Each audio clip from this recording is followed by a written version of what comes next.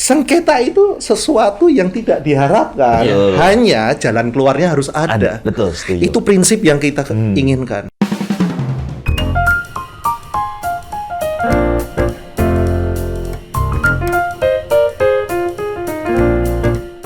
Halo penonton setia Ngomen, balik lagi bersama kita Anjay. Kita balik lagi nih di episode berikutnya dari Ngomen. Ngomen sendiri seperti biasa kita adalah podcast yang ngebahas segala sesuatu tentang dunia payment. Yes. Nah, kali ini kita akan bahas apa nih, Jay? Nah, kita ini pengen ngebahas sesuatu yang ini baru saja keluar dari sisi undang-undang. Ada undang-undang perlindungan data pribadi atau biasa disebut PDP. Yeah. Nah, kita pengen tahu konteksnya nih dari sisi payment. Kan kita payment nih ngomongnya Iya ya. dong, kita Ya. kan orang payment nih Betul, ceritanya. soalnya di situ disebutkan juga nanti ada salah satu kaitannya terkait ke perlindungan konsumen. Oke. Gitu. Seperti apa sih? Sebenarnya konsumen ini apa nih? Kita juga pengen tahu Ya, kan. ya, mesti dipastikan Iya. ya. Cakupan konsumennya itu seperti apa? Betul, Gitu kan. Nah, karena kalau kita ngomong konsumen itu kan konsum, ya kan? konsum. Pengguna, Iya. ya. Semua sebenarnya pengguna loh. Iya. Payment gateway pun pengguna. Kita juga konsumen nih Makanya, sebenarnya. bener, Ya, bener. Oke, makanya untuk ngebahas topik hari ini sih kita udah mengundang narasumber yang sangat kompeten nih. Mungkin teman-teman di sini juga udah melihat ya. Kita hari ini mengundang Pak Dedi sebagai Deputi Direktur dari DPUPK Bank Indonesia. Ya. Apa kabar Pak Dedi? Selamat pagi, terima Pagi, kasih. Pak. Baik-baik. Aman, Pak. Aman. Terima kasih sudah bersedia hadir ya Pak di podcast kita.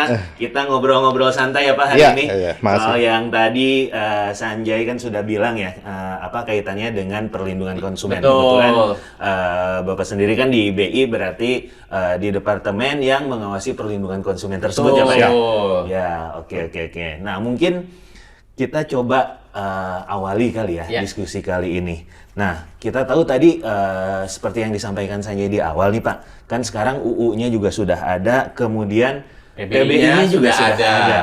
Nah, kira-kira nih, yang kan berarti PBI-nya ini juga disempurnakan. Nah, ini latar belakang adanya si undang-undangnya, si PBI-nya itu sendiri seperti apa Pak? Dan kira-kira yang ngebedainnya itu apa nih Pak, setelah adanya PBI sama sebelum adanya PBI perlindungan konsumen ini Pak? Ya karena kalau lihat di undang-undang kayaknya banyak pidana dan perdata. Saya nyari ke situ aja tuh. Pidana, perdata. Panjang gitu. Makanya. Iya, jadi kira-kira seperti apa nih Pak? Jadi konteksnya, backgroundnya dulu ya. Fakta hari ini, akselerasi teknologi digital itu begitu cepat. Ya. Oke. Begitu cepat bukan hanya secara teknologi, tapi bagaimana di dunia industri merespon itu dengan beragam produk yang variasinya pun juga beragam. Yes. Di sisi lain, di sisi konsumen, siapapun yang konsum tapi Ya. pengguna langsung itu tadi, itulah fakta hari ini juga ada gap yang signifikan antara literasi mereka menyangkut teknologi digital dan literasi menyangkut keuangannya sendiri dengan inklusi keuangannya. Jadi gap yang besar ini harus tetap ditutup dengan beragam aktivitas atau aturan main. Betul. Sehingga bisa mengcover hak-hak mereka. Oke.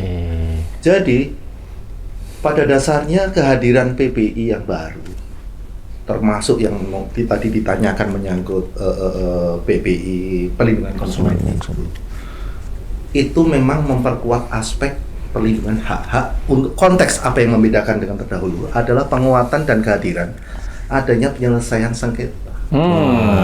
Dispute Gitu ya. antara penyelenggara dan konsumen itu harus didekatkan, harus diluruskan dan harus diselesaikan. Masalahnya apabila sudah dimediasi mereka bertemu berdua tidak selesai, mereka mau mengadu kemana? Ya. Inilah dibentuk tadi lembaga alternatif penyelesaian sengketa. Oke. Lembaga alternatif penyelesaian sengketa itu nantinya diharapkan akan menjadi titik akhir ketemunya win-win antara penyelenggara dan konsumen. Oh, oke. Negara dalam hal ini Bank Indonesia melalui regulasinya harus memastikan itu selesai. Karena sebenarnya ya ini untuk keuntungan bersama kok. Kalau ini nggak pernah ketemu, rugi bersama juga kan. Oh, Ya. oke. Betul. Itu kalau gini Pak, jadi kalau kita ngomong tadi terkait sengketa, itu kan sebenarnya banyak pihak yang terlibat tuh. Kalau kita ngomong transaksi ya, kalau kita ngomong payment gateway lah, di situ ada user yang melakukan pembayaran, ada payment gateway yang meneruskan proses pembayaran ke sisi bank, ada bank juga yang mempunyai sumber dananya mungkin, dan diteruskan lagi mungkin ke bank lain, itu kan. Terus di situ baru nanti ada dari sisi toko ataupun merchant yang menjadi tujuan pembayaran. Banyak poin di situ yang bisa terjadi sengketa yang terjadi kan. Terus kalau kita ngomong sengketa artinya ada pihak lain pun yang harus kita koordinasikan, karena kalau terjadi entah itu tindak yang terkait pidana, artinya ada pihak berwajib ya harus ikut gitu. Sebenarnya seberapa jauh sih pihak-pihak yang harus terkoordinasi dalam proses ini, atau memang nanti sudah cukup di si LAPS-nya saja nih Pak nanti yang menyelesaikan? Jadi kita harus melihat konteks LAPS itu. LAPS itu di dalamnya itu memastikan seluruh anggota penyelenggara dalam hal itu jadi sebagai anggota LAPS itu. Jadi hanya yang langsung terkait dengan hubungan kerja dan atau perikatan dengan Bank Indonesia. Jadi toko merchant yang ada di Pulau Gadung yang connecting dengan pihak yang lain itu adalah sesuatu yang menjadi bagian dari tanggung jawab penyelenggara. Jadi penyelenggara itu saya sebut sebagai anggota LAPS itu tadi ya. Jadi itu semua harus solve di situ. Pihak ketiga yang terikat dalam hal ini memiliki hubungan perikatan hukum dengan penyelenggara itu di mata BI yang kami pegang adalah penyelenggara. Jadi seperti itu. Itu satu. Yang kedua adalah terus bagaimana mekanisme follow up yang lain dari undang-undang keberadaan undang-undang ini adalah menyangkut ganti rugi. Bicara ganti rugi itu adalah tambahan hal yang baru dalam PP ini. Ini juga menyangkut hak dan kewajiban yang terjadi antara konsumen dengan penyelenggara. Dalam hal ini baru kita atur mekanismenya ya. Dalam hal itu nantinya terjadi cases di mana ganti rugi dan itu terjadi dan unsur-unsurnya terpenuhi dan kita tahu pihak-pihak mana yang sebenarnya mengalami dispute atau melakukan kesalahan itu, maka kewajiban atas ganti rugi itu akan hanya mengarah kepada penyelenggara. Kalau konsepnya nanti yang akan terkait itu penyelenggara yang langsung terhubung dengan pihaknya ya Pak ya. Artinya dari sisi user yang membayar dia terhubung ke siapa, dan dari sisi merchant yang menerima pembayaran dia terhubung ke siapa ya. Gitu ya. Kalau misalnya Pak, kalau kita ngomong kasus kan bisa macam-macam tuh Pak ya. Kalau kita ngomong yang terjadi ya.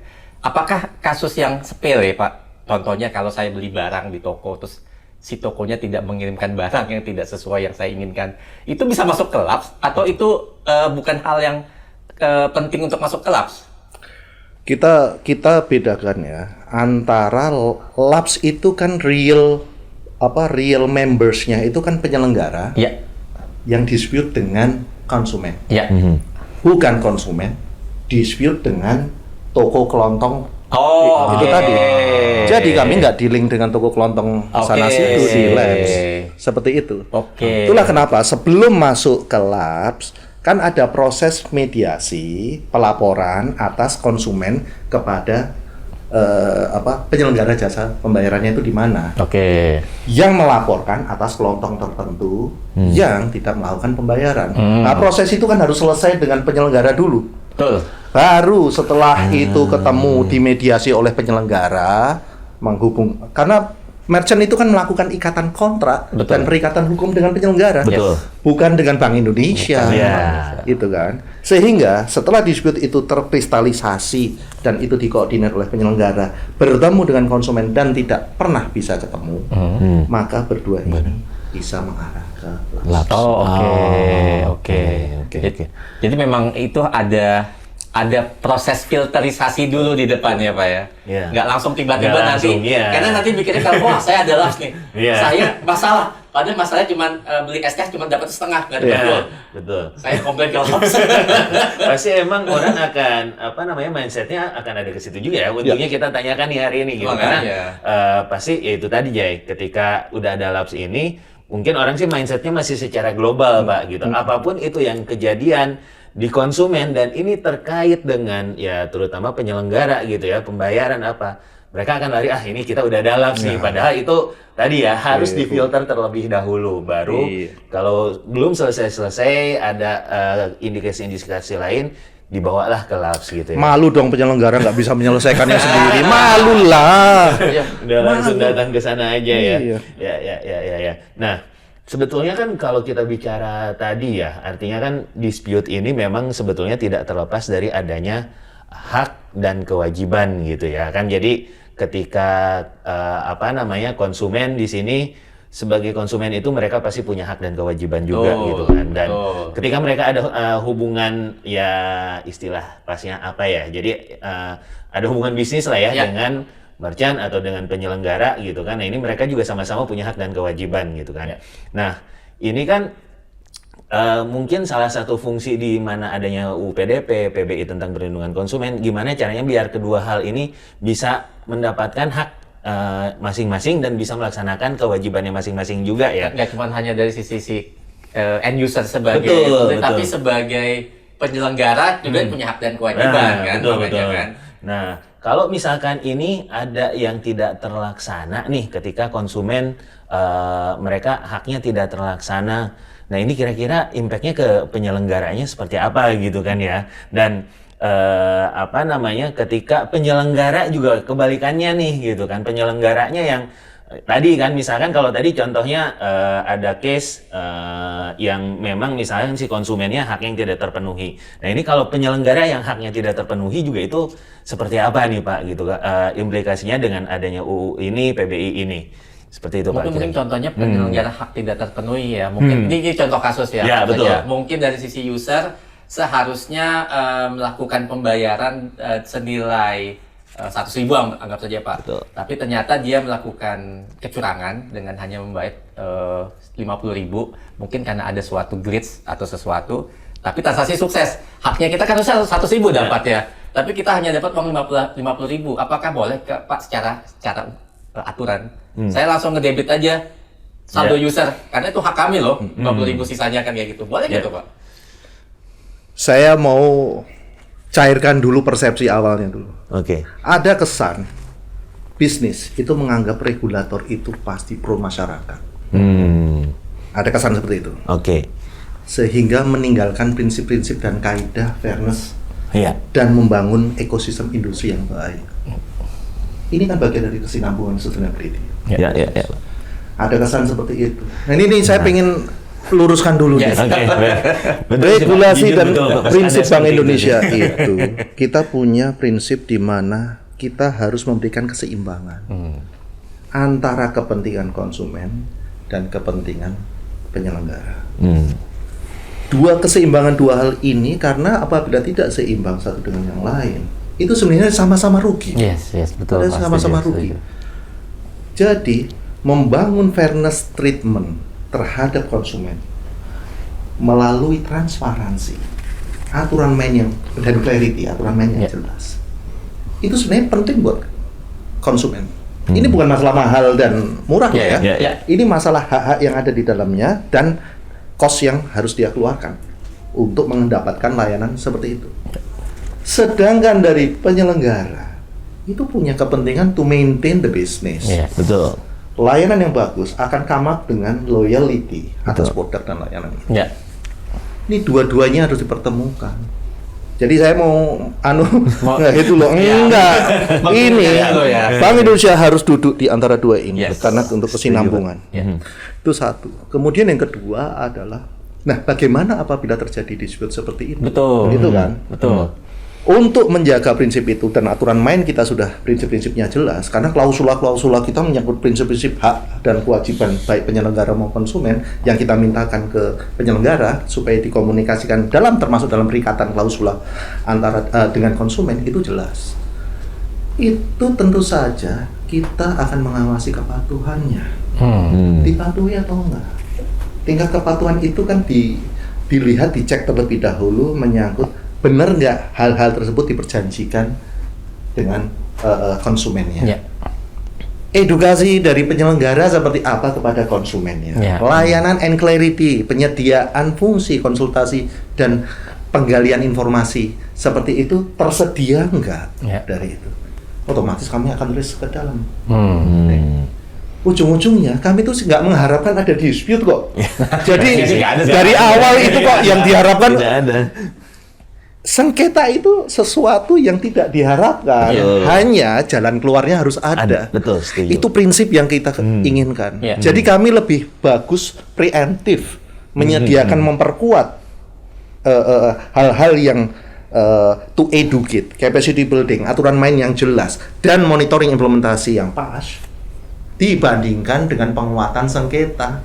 Resource kita di sini itu adalah residu dari full effort yang depan tadi. Logikanya begitu kan? Iya, betul, betul. Jadi kehadiran kanal baru untuk penyelesaian sengketa kami dalam labs itu adalah hanya untuk residu-residu yang tidak terselesaikan.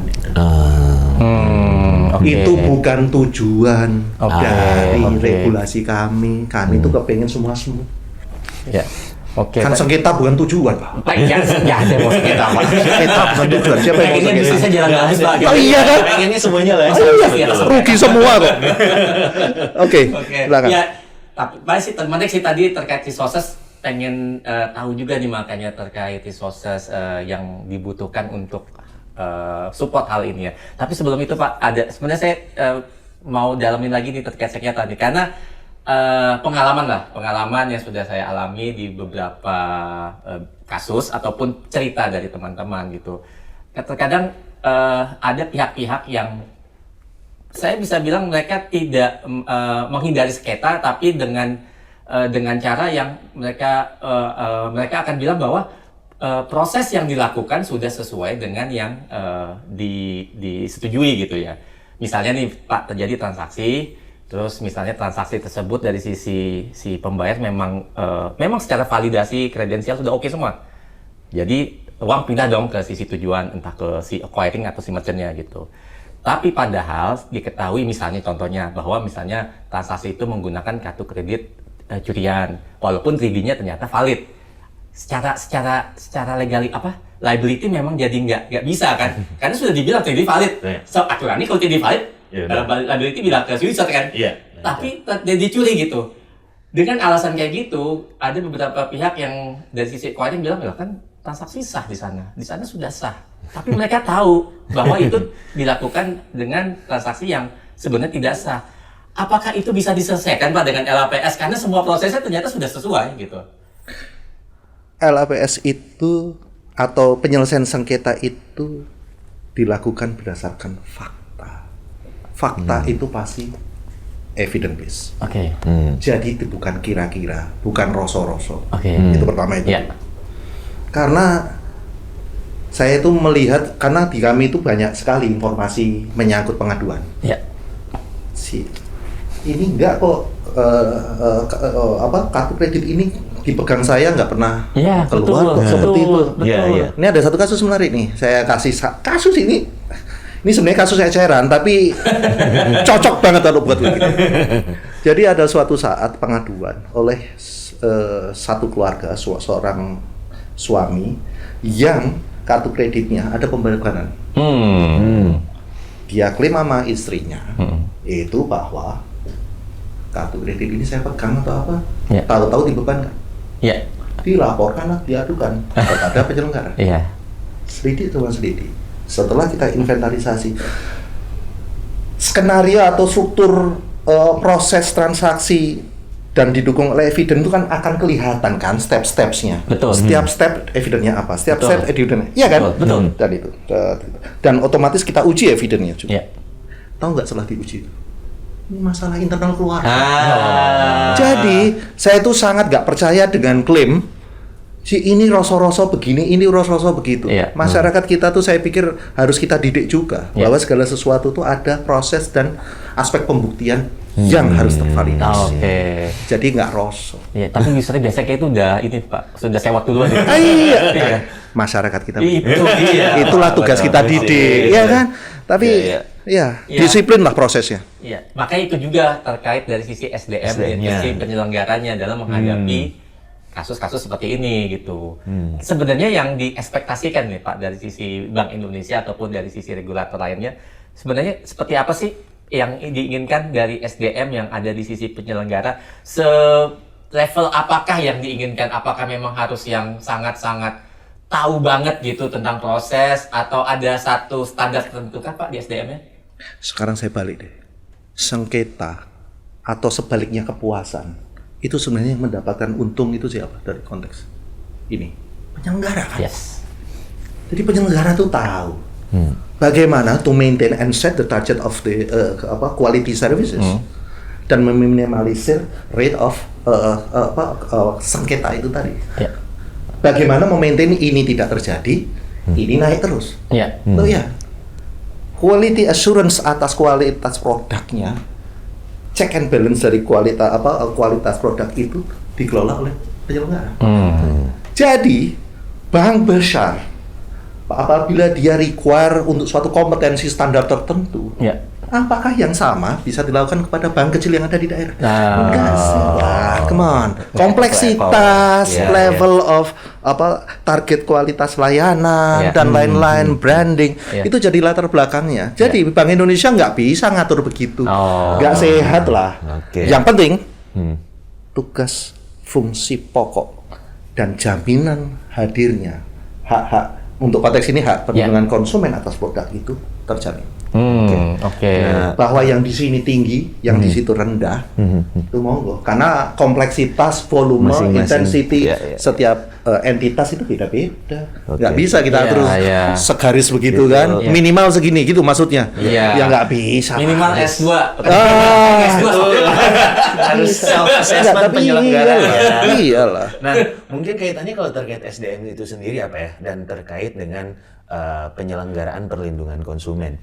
Sebetulnya dari sisi Bank Indonesia sendiri, apakah memang mengharapkan juga nih di penyelenggara itu ada tim khusus yang dibentuk untuk melaksanakan fungsi itu, Pak? Ataukah memang itu hanya, yang penting ada PIC-nya, tapi timnya sih mungkin bergabung dengan misalkan tim risk dan compliance. Nah itu di sisi Bank Indonesia, dari sisi memang juga ada sisi struktur organisasinya, apakah diharapkan seperti itu, Pak? Ada tim khusus atau ya cukup PIC saja dan nempel dengan tim existing, Pak?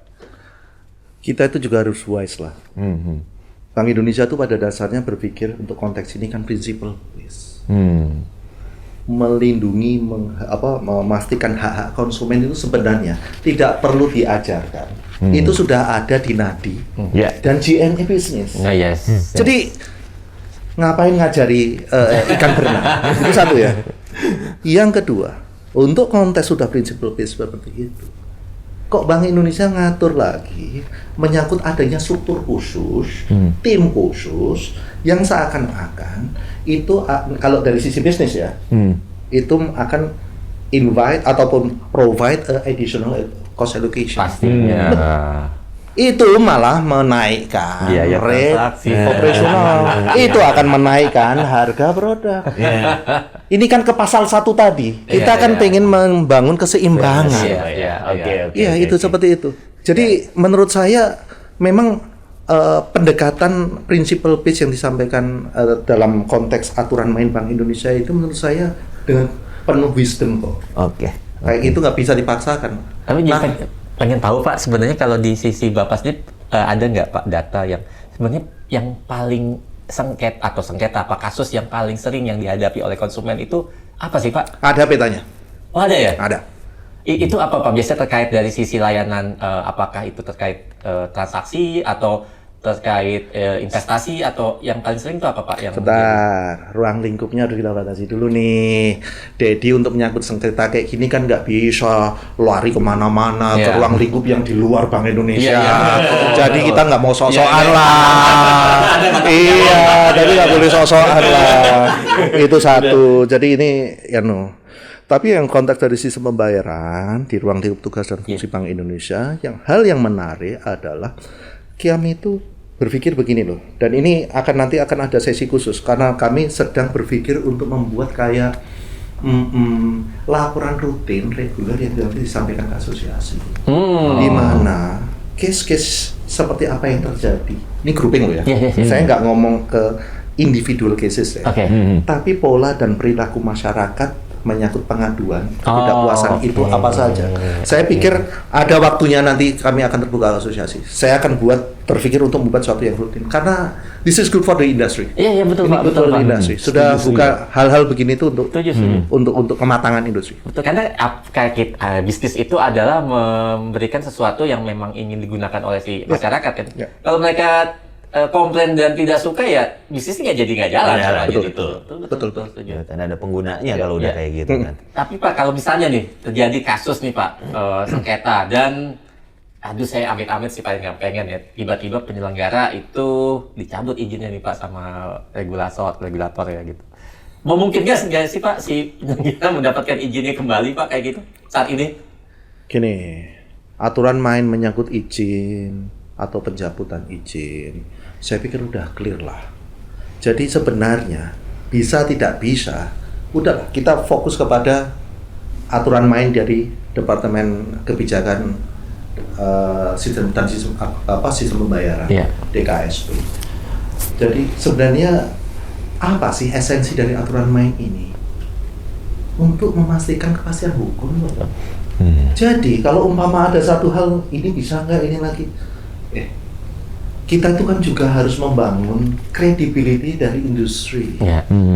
Kalau Dedi hari ini seperti ini dan mencoreng, kredibilitas industri, kemudian suatu titik saya datang lagi, Mas lihat ini Dedi ini kok datang lagi seperti ini merusak nama industri. Enggak, kita anu lah, kita ya fair juga lah. Ekosistem itu sesuatu yang sulit dibangun. Ekosistem itu termaintain dan semakin kuat karena trust itu yang harus dijaga dan itu jaminan kesinambungan. Iya betul. Saya jadi kalau sudah masalah begitu prinsip Mas, prinsip ini ya kalau sudah kecoret ya hati-hati aja. Jangan sampai kecoret. Uang memang harus trust Pak. Kalau komplain hilang uang sedikit pun udah trustnya udah jadi nggak ini berkurang banget. Iya, orang udah hilang trust. Jadi yang kami pegang itu dua, kepercayaan publik dan stabilitas sistem keuangan. Dua hal itu harus dijaga benar. Jadi kalau publik sudah mempertanyakan sesuatu yang menggores ini semua, kami nggak main-main kalau udah yang betul. Harus sebagai regulator harus bisa. Ya tadi ya sebetulnya balik lagi kan prinsip utama adalah fairness, tapi ya tetap juga harus menjaga bagaimana industri itu tetap berjalan dengan baik dan apa istilahnya ya istilahnya on track lah ya Pak ya. Betul. Supaya tidak ada hal-hal yang tidak diinginkan sebetulnya termasuk si sengketa ini. Betul. Nah, balik lagi ke sengketanya Pak. Kan sebetulnya kalau kita berbicara sengketa-sengketa tadi yang dimunculkan, yang muncul gitu, yang terjadi kan dari sisi Bapak sendiri bilang, oh ini udah ada mappingnya nih.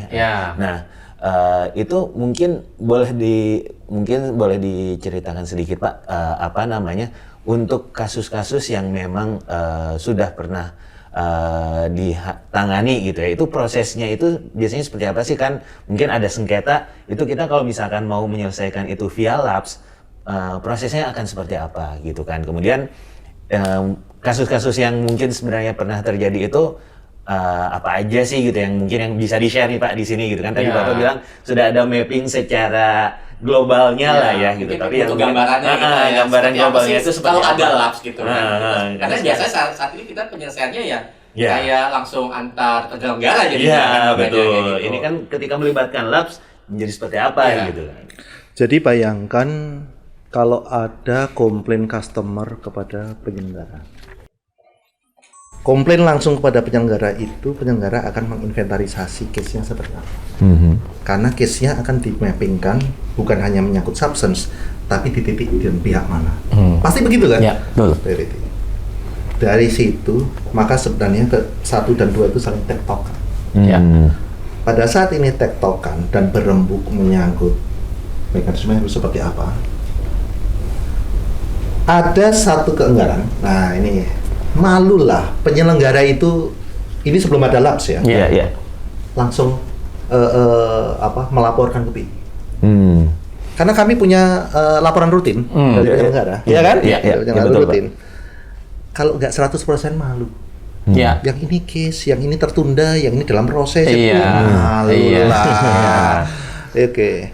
Mosok kayak gitu tertunda kayak gitu membuat kami gatel kepengin masuk. Loh, iya kan? Iya. Karena kalau Diundang ya, Pak, ya? Iya ya. Kalau masuk itu kan ada tahapan ya. Iya. Ini tahapan karena tidak tahu atau tahapan jangan-jangan tugas dan fungsi yang ada di perikatan kita nggak dijalankan. Ya. Ada yang remote control dari gedung Tamrin, ada yang dilihat ke lapangan. Ya. Iya. Kan itu suatu hal yang nggak diharapkan oleh penyelenggara. Betul. Oh iya kan? Ya. Ya. Gitu. Jadi case yang tidak selesai dari penyelenggara itu kecil sebetulnya. Oh. Tapi kalau teman-teman lihat seluruh laporan yang sudah selesai itu banyak banget hanya masalah technicalities antara customer dan penyelenggara. Yes. Ya. Dibebankan kaget tanpa persetujuan atau tanpa pemberitahuan, kemudian biaya tambahan nambah. Tapi kan hal-hal kayak gitu kan eceran itu kan udah selesai di teman-teman. Iya kan? Jadi hanya case-case tertentu yang masuk ke ranah Bank Indonesia yang menurut saya sebenarnya itu juga banyak di mana kapasitas penyelenggara itu mumpuni untuk bisa menyelesaikannya. Jadi sebenarnya labs ini adalah titik terakhir dari itu semua. Nah, pertanyaannya case-case-nya apa? Case-case-nya itu sebenarnya yang masuk labs itu tidak bisa teridentifikasi kecil-kecil begitu. Polanya belum ketemu ini.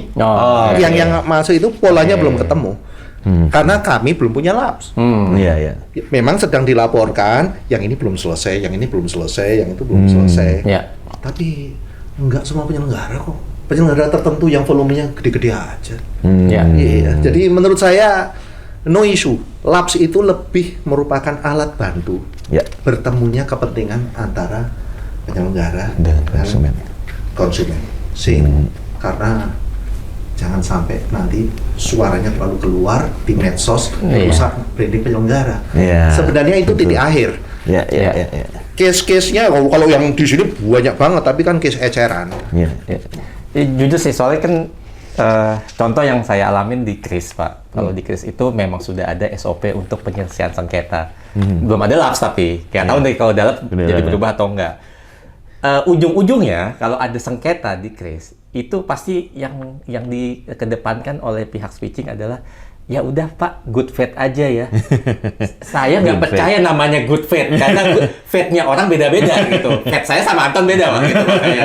Belum tentu dia good kan gitu. Saya nggak yakin jadi kesannya ya dilempar lagi ke ini si penyelenggara untuk ngomong ke penyelenggara lainnya. Mending kalau mereka mau diajak ngomong kayak gitu kan. Nah itu makanya apakah nanti yang hal-hal seperti ini itu bisa jadi dibawa ke labs Pak?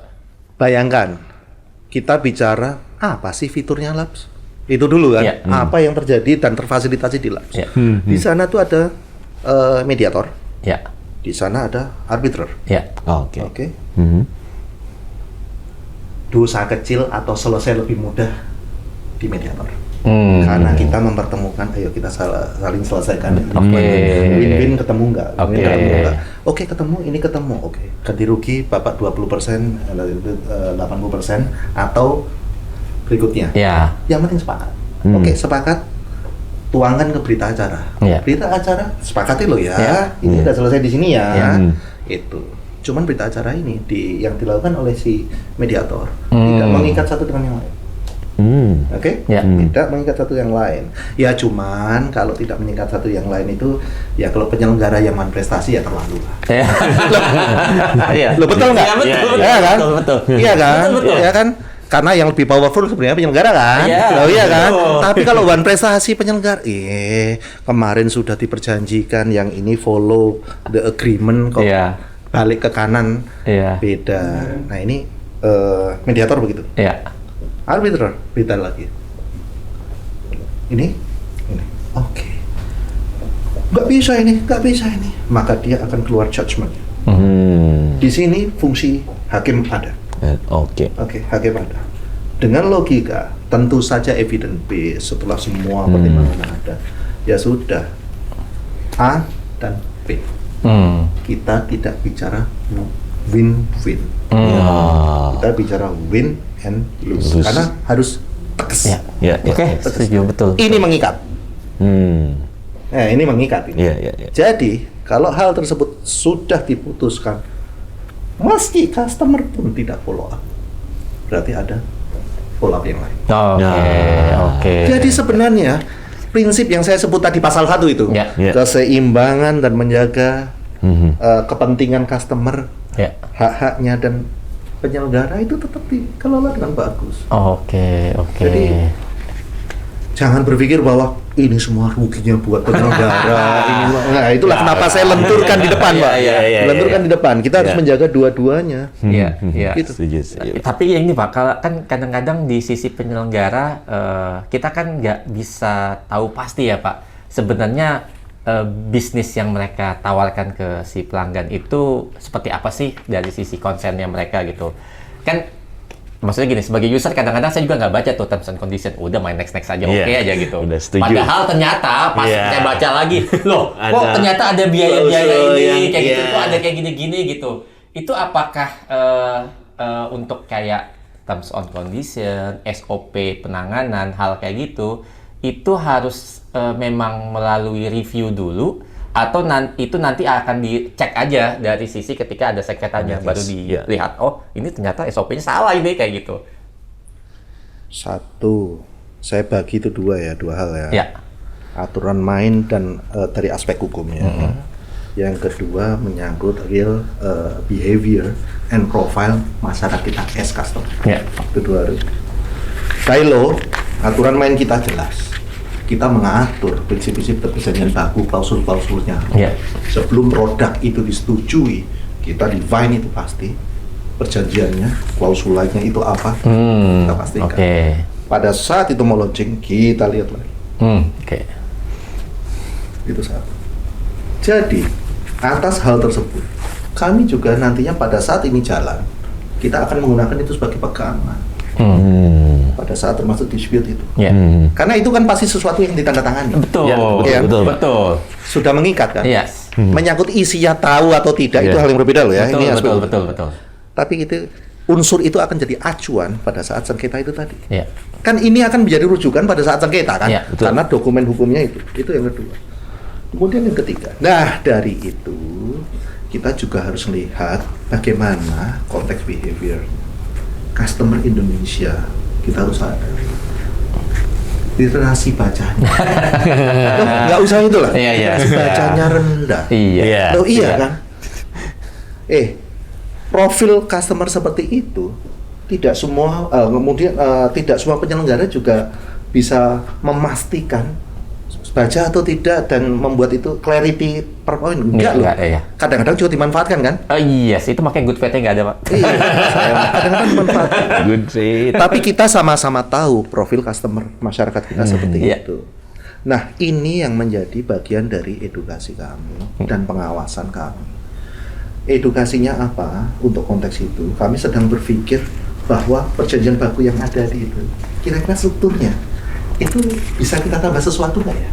Terkait dengan ada tempelan di depan itu, kemarin saya bicara dengan suatu asosiasi, Pak, orang tuh masyarakat tuh males baca yang long list panjang, betul. Kemarin tuh ada masukan bagus loh. Ada executive summary atau the most important point dari ratusan klausul yang perlu diketahui oleh seseorang untuk membaca, untuk paham substansi. Critical point ini berdasarkan hanya sifatnya dot-dot itu tadi, itu nantinya akan memandu orang, wah item ini aku nggak setuju, ini ada di mana, ini ada di mana. Karena faktanya apapun ini nggak dibaca, ujung-ujungnya tanda tangan. Harus. Jadi poin-poin utama itu yang harus diresap, karena itu akan menjadi ring the bell. Customer tanpa harus melihat yang banyak Nah, jadi itu. Kemudian yang terakhir adalah kita memastikan kepatuhan melalui pengawasan market conduct. Ya tentu saja kita akan masuk. Tapi setelah ada case berulang. Ini langsung ya. Artinya memang bebal aja sih, nggak mau berubah. Nekat kalau udah sama kayak gitu nggak selesai gitu kan ya. Nah akhirnya muncul lagi sengketa ya harus diselesaikan. Nah mungkin sedikit kembali lagi nih Pak. Tadi kan dari Bapak menyampaikan bahwa di labs ini sendiri ada dua role ya, kurang lebih mediator sama arbiter. Artinya kan ini labs ini ada role yang harus dijalankan. Nah sebetulnya untuk si role-nya ini sendiri itu dari sisi Bank Indonesia ada syarat-syarat atau ketentuan nggak ya untuk menempatkan seseorang itu menjadi ya sebagai mediatornya kan, ya, gitu, arbitranya siapa, sebagai, ya, itu dari sisi Bank Indonesia ada ketentuan atau syaratnya nggak Pak? Jadi di peraturan Bank Indonesia 3 menyangkut perlindungan konsumen, sebenarnya besarannya itu kita sudah mengatur. Kita pun sedang merumuskan menyangkut aturan main menyangkut LAPS itu sendiri. Restriktif dan selektif sosok yang masuk ke dalam struktur LAPS itu sesuatu yang memang harus dipertimbangkan.